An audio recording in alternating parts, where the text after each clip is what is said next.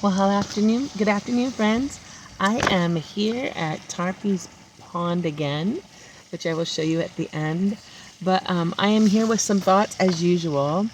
And I had this today. It was in a card, and the card was destroyed, but I thought I'm just going to cut off that top part that says celebrate you.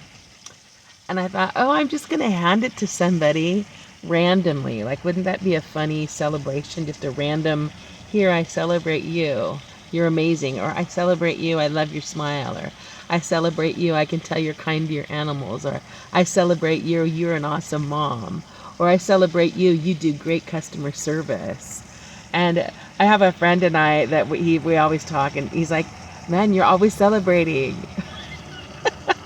Well, friend, I'm celebrating you, and I think we should. I think life is a celebration. I think that when we understand why we're here and we understand who we are, that every day is an opportunity to celebrate that. We've experienced so much goodness and so much provision and so many blessings. How could we not celebrate? Even on a challenging day, we still have many. My mom used to say, count your blessings, baby, right? Because you can count your blessings even when you're feeling blue, and you'll be surprised what a little bit of counting will do, right? It'll turn that attitude around. So while I was thinking about celebrating and how there's each one of us are so unique, and each one of us is different personalities, different expressions, different talents, different passions, and yet we are intrinsically we are connected. And even when we don't know each other, so to speak, it doesn't change the fact that we're a part of this beautiful creation that the Creator, the divine design, has caused to be manifested, and that we're still exploring and coming into the fullness of.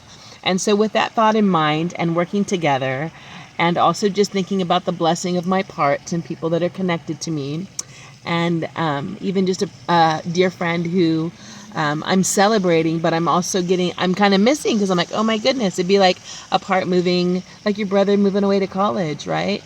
You're blessed and you're excited because they're advancing and they're going, and you're celebrating like, wow, you got into Harvard, and now you're going to continue to grow and continue toward your goals and continue to mature as a person and into your experiences and into what your passions and desires are.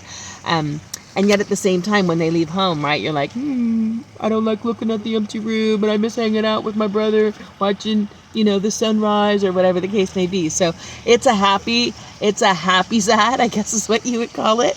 And so in that, it just reminds me too, to make sure that we are a people who are celebrating in the daily, so that when moments of transition and change come, we don't have any regrets. We've said what needs to be said. We've done what needs to be done, and we don't hold anything back.